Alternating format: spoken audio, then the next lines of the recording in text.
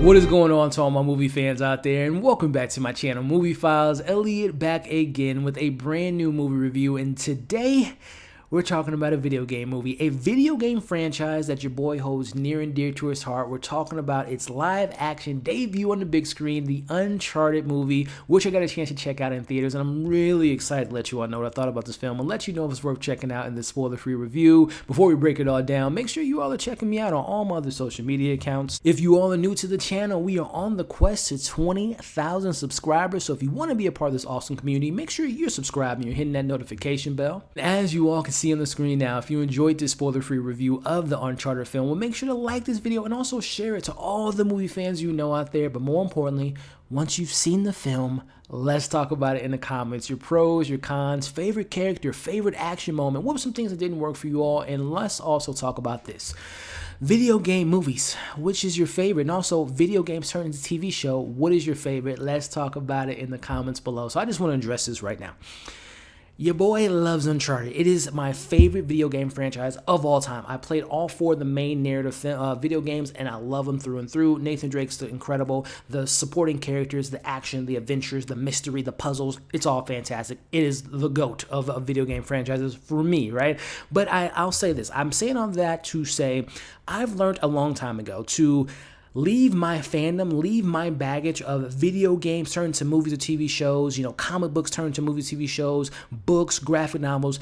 Leave all that stuff at the front door, Elliot, and just try to go into this movie, try to go into this TV show to see what they're trying to give you, right? And not always comparing it to what came before. And it is some, you know, some merit to say, hey, they didn't do any respect to what I've known, but at the same time, this isn't, you know, the video game literally copied and paste, or this isn't the comic book just put it in a film format. I've learned to kind of leave all that stuff at the back door. So I say all that to say this review, I'm going to try to do my best to not compare this film solely based on my fandom of the video game and not, you know, whether it's positive or negative. So I say that to say, let's get into this review. Let's start off with my positives, and I want to start off talking about the leading man himself, Tom Holland, who I'm a fan. I will say this. There are moments where I did feel like, okay, that's a little Peter Parker of Nathan Drake. That's a little Spider-Man of Nathan Drake, which, you know, it is a good and a bad. It's a double-edged sword. When you play such an iconic character, you sometimes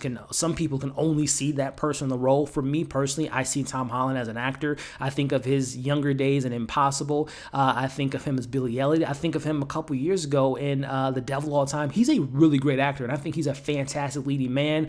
He's had some stinkers in his career. I think of Cherry. I thought he was great in it. Not the best film.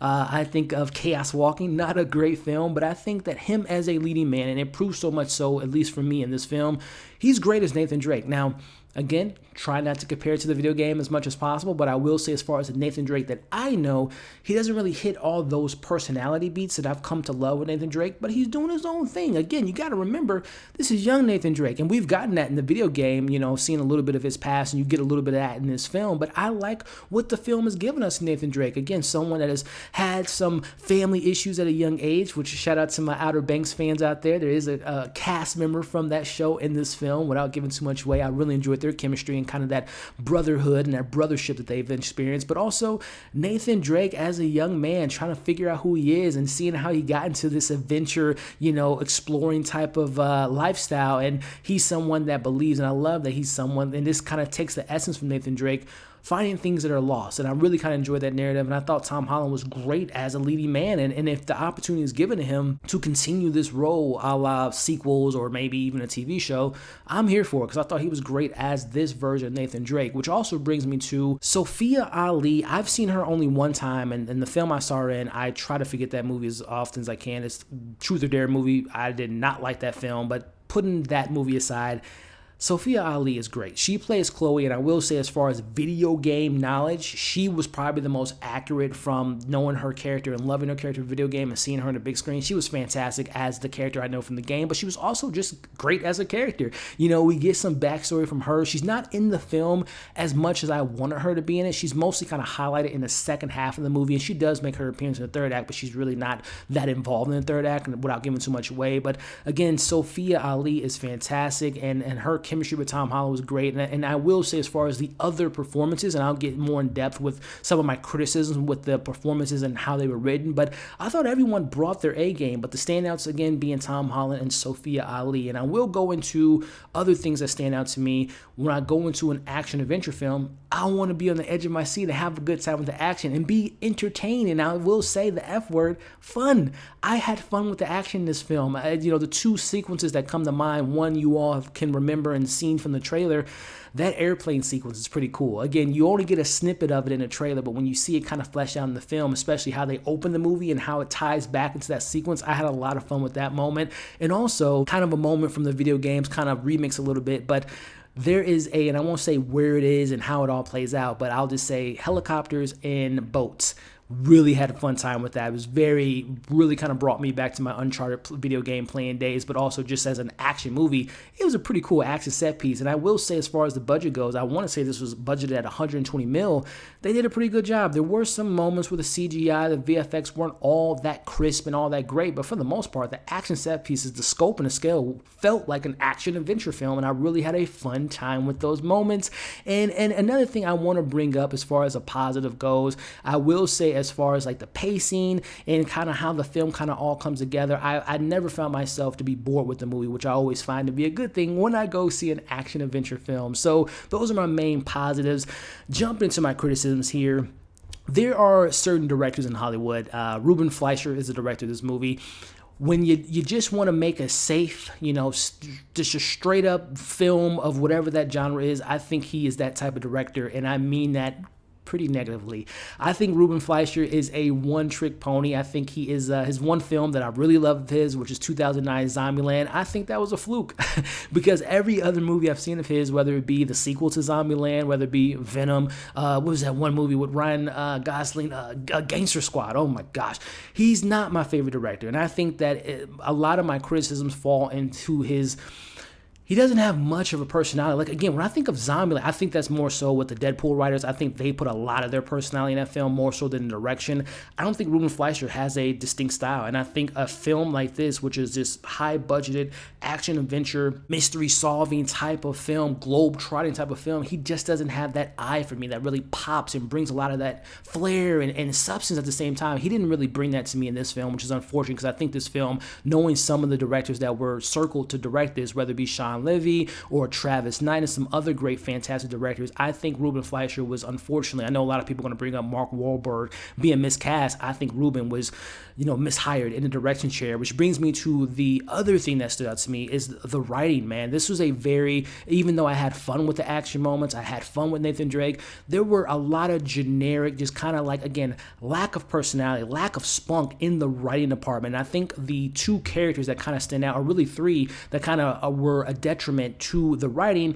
Mark Wahlberg, I'm a big fan of his. He's an Oscar Academy nominated actor. He might even won an Oscar, if I'm not mistaken, but I think he's a pretty great actor. And a lot of people will say, this is Marky Mark being Marky Mark, which sometimes is fine. I like Mark Wahlberg, but I think his character is Sully, and again, putting my video game knowledge aside, he's not Sully. I will say that for my video game fans out there. He is not a good example of taking the character from a video game and adapting to the big screen. But this version of Sully, I think Mark brings a lot of his personality to the role because I think the thing that he was given on script just wasn't all that interesting. We really don't get that much from Sully in regards to his motives, how he came to be. It's just pretty generic. And I think Mark Wahlberg, out of all the cast, had to kind of bring something to the role more so than was given to him on the page. And that also speaks to a couple other actors. Antonio Banderas, fantastic actor.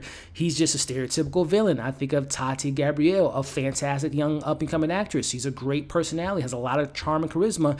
Wasn't given that much in her role. She's the secondary villain, and she's just as generic as Antonio Banderas. So I think, again, the writing and the direction are the detriment to this film. And then this is just a nitpick before I give you all my overall thoughts on my score. I understand this movie is PG-13, and even the video games aren't like super graphic, dark, or whatever the case may be, but there is a scene in this film, and I won't say where and who it involves, but someone gets their throat slit. I urge Hollywood producers and directors, if you're gonna not show what it would look like when someone gets their throat slit with that type of weapon, don't zoom in and linger on the body, because I'll just say it kind of took me out. Like, really, guys, flip them over, because it looked very like PG the way they handled that scene. It's a very small nitpick, and there's some other nitpicks I can bring up, but that one just kind of stood out like a sore thumb. But those are my main criticisms. The writing and the direction just were kind of basic, generic, and kind of lack personality. So before I give you my overall score, and if you should watch this film, make sure, if you haven't already, to like, share, comment below, and of course subscribe to the channel if you haven't already. Overall, as a film goes, I had fun with the action, the adventure. The puzzles weren't as elaborate as I was hoping they could be, but I still had a fun time on this adventure with these characters. Standouts being Tom Holland and Sophia Ali. I thought everyone else did the best in their role, but unfortunately my biggest issue with this film is it lacks direction. It doesn't have that much of an interesting or entertaining or, creative juices in the writing department. But overall, as a film goes, give it a shot. I'm going to give it a 3 out of 5 as a video game. I will not neglect the video game fans out there, because I am a video game fan. I love this video game franchise. It's my favorite of all time.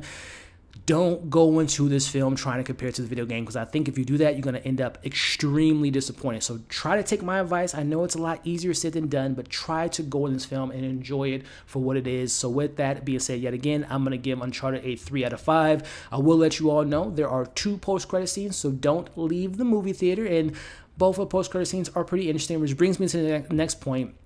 If they are to do a sequel, it all depends on the finances, right? If the film could do pretty good financially, I would be down for a sequel, because I see the potential in a lot of the cast and a lot of the potentials of a story. I just urge Sony to look at another director and a different writing crew, and I think you can have something pretty special in your hands. So hey, that's my thoughts on Uncharted. 3 out of 5. Give it a watch, and when you do, let me know your pros, your cons, favorite moments, least favorite moments. Do you want to see more from this franchise, and your favorite video game, movie, or TV show? Let's talk about it all in the comments. If you stuck around to this point in the video, I appreciate every single one of you all. Before you leave, again, just a friendly reminder to like, share, comment, and subscribe to the channel.